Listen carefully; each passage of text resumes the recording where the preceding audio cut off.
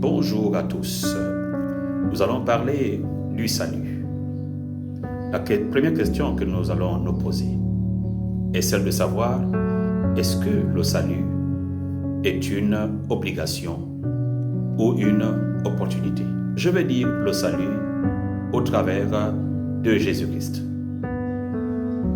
Quand nous lisons les Saintes Écritures, la parole de Dieu nous dit dans Jean 3, le verset 16, « Car Dieu a tant aimé le monde qu'il a donné son Fils unique, afin que quiconque croit en lui ne périsse point, mais qu'il ait la vie éternelle. » Voici l'objectif de Dieu. Lorsqu'on parle d'avoir aimé le monde, avec la suite, l'objectif, c'est celui de lui accorder la vie éternelle. Mais pourquoi la vie éternelle? Parce que au milieu, il y a eu l'interruption de la vie éternelle. Que s'est-il passé? Nous repartons au commencement. Au commencement, Dieu créa les cieux et la terre. Et par la suite, les Saintes Écritures déclarent que Dieu créa l'homme à son image. Mais le chapitre 3 de Genèse nous atteste qu'il va y avoir l'entrée du péché au travers du serpent. L'homme va donc céder et par conséquent, il fait entrer le péché en lui. Le péché, c'est la mort. Les Saintes Écritures déclarent que tous ont péché et sont privés de la gloire de Dieu. C'est-à-dire que le péché met fin à l'éternité de l'homme.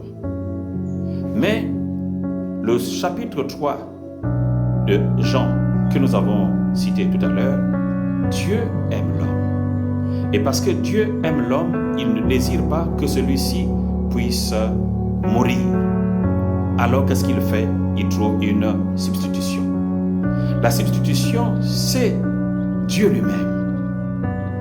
Lorsque la parole s'incarne, la parole devient chair. Et c'est lorsque cette parole devient chair qu'on l'appelle Fils de Dieu.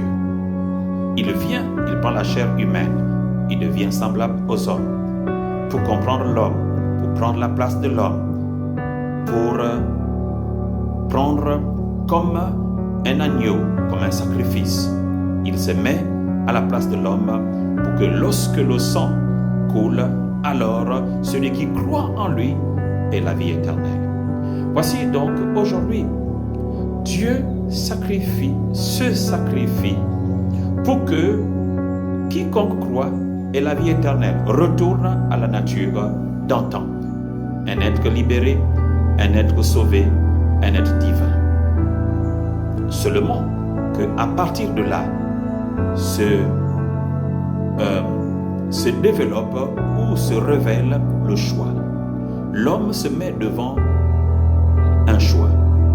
Soit il rejette le plan de Dieu, celui de l'amener pour retrouver son identité d'antan, ou bien de prendre une autre direction et de conduire sa propre vie et par conséquent d'être loin de Dieu.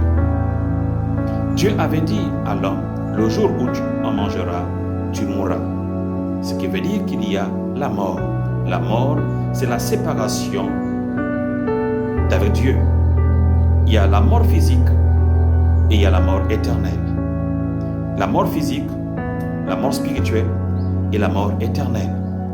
Quiconque meurt physiquement peut vivre éternellement si, bien sûr, il a une rencontre avec Dieu par Jésus-Christ. Et quiconque donne sa vie à Jésus, alors met fin à la vie, à la mort spirituelle. Et quand la mort spirituelle, lorsque quelqu'un vit, je reprends pour que nous puissions mieux comprendre, il y a la mort spirituelle. Lorsque quelqu'un donne sa vie à Christ, alors la mort spirituelle s'arrête et la vie par Jésus entre dans la vie de cette personne. Et quiconque vit spirituellement alors vivra éternellement. Mais quiconque refuse la vie en Christ, mourra alors finalement éternellement. Pourquoi? Parce que la vie du Fils de Dieu n'est pas en lui. Donc comprenons déjà que Dieu ne force personne, mais nous sommes devant une opportunité de salut, une opportunité de délivrance. Certainement, quelqu'un me dira que ce sont les ancêtres que nous devons adorer. Quelqu'un me dira que le Christ, que ce que nous sommes en train, ce que je suis en train de parler, est une utopie. C'est un mythe. C'est une pensée humaine ou encore une pensée occidentale. Vous pouvez croire ce que vous voulez croire. Vous pouvez dire ce que vous voulez dire. Mais vous savez, il y a une chose qui est certaine, c'est la fin. Le dernier mot, c'est trop tard. Et c'est le mot regrettable. Alors je ne voudrais pas que vous soyez dans cette déclaration, que vous vous retrouviez alors à ce niveau où vous dites c'est trop tard. Trop tard parce que lorsque quelqu'un soupire, son dernier souffle, il arrive à un stade où il ne peut plus prendre de décision. Alors aujourd'hui, c'est le jour du salut. Aujourd'hui, c'est le jour de la grâce. Et je voudrais t'inviter, mon cher ami, ma chère amie, à ne pas décider pour demain, mais à prendre, à choisir aujourd'hui. Dieu dit, je mets devant toi la vie et la mort. Je mets devant toi ce choix. Choisis la vie pour vivre. Dieu t'aime aujourd'hui. Dieu t'aime. Quoi que ce soit que tu as eu à faire, Dieu t'aime. Il n'a pas changé. Tu changes, lui, il ne change pas. Tu es infidèle, lui, il reste fidèle. Nous développons beaucoup de sentiments hostiles à l'égard de Dieu. Lui, il reste les bras ouverts, nous attendant à revenir à lui.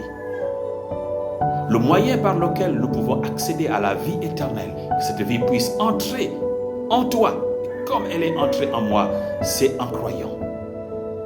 C'est en croyant. Si nous croyons en son nom, nous avons la vie éternelle. Vous savez, il y a beaucoup de choses qu'on peut dire dessus. Mais je voudrais te rassurer, dès maintenant, ou t'avertir qu'il n'y a de salut en aucun autre. Car il n'y a sous le ciel aucun autre nom qui ait été donné parmi les hommes par lequel nous devions être sauvés.